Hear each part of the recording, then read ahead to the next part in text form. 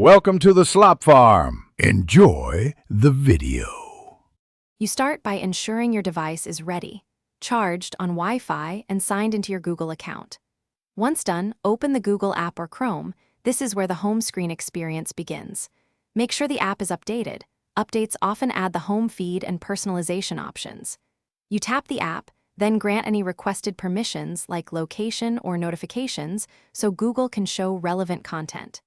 This first step sets the foundation for a tailored home screen. Don't skip granting permissions.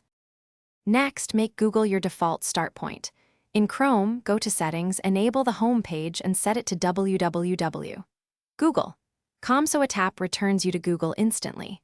On Android, long press an empty space, enter Home Settings, and enable the Google feed for a left swipe home screen panel.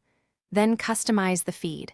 Tap Settings within Google, choose Interests, and follow topics you care about. These steps align your launcher and browser, so the Google experience appears whenever you return home. Finally, add the Google widget and enable sync to keep everything consistent. Long press the widget in the app drawer, drag it to your home screen, and resize. This gives instant access to search and your feed.